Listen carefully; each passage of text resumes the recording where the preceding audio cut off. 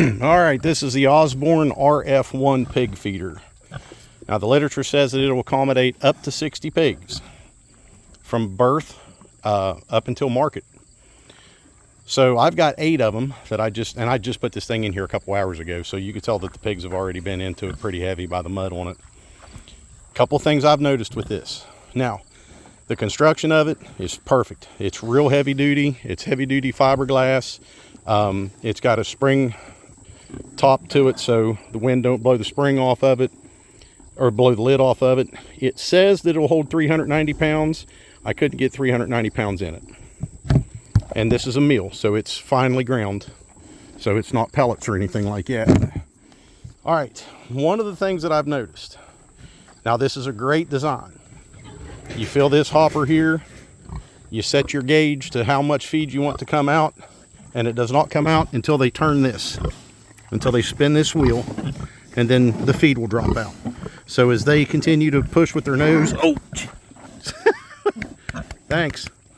As they continue to push with their nose, the feed will drop out. And that way you don't end up with a bunch of waste. If it rains, it's only going to get what little bit of feed is. Hey, don't rub that muddy nose on me. I'm already muddy enough. It's only going to have what feed is in the tray. So it's not like the whole container is going to get wet. Now what I've noticed with this is, if you can see this pig right here, it's got their head in sideways. Now, a couple things to this. We're leaving town, and I wanted to get the farm sitters set up so they didn't have to come out here and feed every day, because we're supposed to get some rain. Tomorrow's supposed to be pretty crazy here with some rain. Thank God, because we're in a severe drought. But a couple things, and I mounted it to the hardwood pallet that it came on. So a couple lag bolts, there's 4 lag bolts in it, holding it down, and then I used some rebar, bent the rebar over, pounded it in the ground, and set the pallet down. Now that's really not affecting their reach. You see that one's still got plenty of room. But the problem is, these aren't market hogs. See the head on this thing?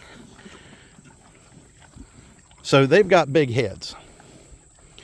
And it's up off the ground high enough to where they're not trying to force their head, get their head down too low, and it's not too high where they have to reach up. You can see that pig's reaching in there, but they have to put their heads in sideways. Now, a couple things that I would suggest if Osborne ever listened to their customers, good company so far, no complaints, is the base of this thing right here. If they could extend the diameter of it out about 4 more inches and then space the bars apart farther, because not every farmer and not every homesteader is raising market hogs. These are an old spot cross. They have a big head, they have big ears, and they're long. They're big bodied pigs. And all of these guys are pushing 300 pounds on the hoof. Guys, girls, we'll stay gender neutral. How's that sound? So they're all pushing 300 pounds, and they still have to put their head in sideways, because as big as their heads are, they can't get past the wall of it and have enough room to get down in here to the feed. So that's why they're putting their head in sideways. So Osborne, the RF1 big wheel feeder, if you listen to your customers, I'm going to tell you, extend the diameter of your base out 4 inches and give yourself a little bit more width, about 2 inches on the bars. And that'll make it easier for the pigs to get in there to get to that food. Because with them having to turn their head sideways, they can't as easily spin that wheel as they would need to. So again, we're not all raising market pigs. Not all of them have long snouts. These guys are right there, okay? They got big broad heads and big old floppy ears. I know. So other than that, I have no complaints about it. And my only option to go up a size was way bigger than what I need, because we raise our pigs in the forest and on pasture.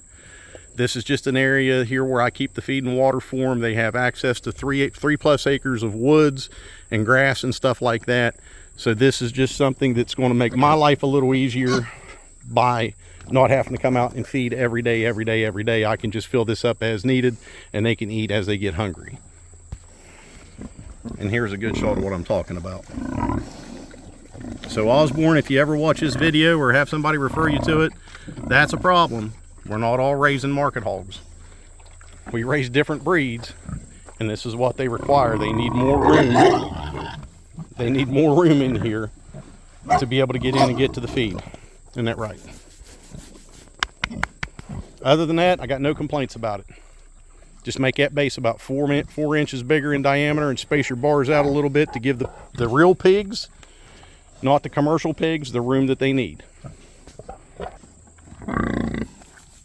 Give everybody a little squeak.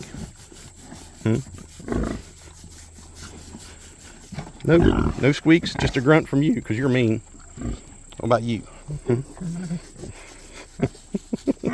You like it? Is that good stuff? We love our pigs and we raise them right. All right, Osborne RF1 big wheel feeder. My opinion. Take care, guys.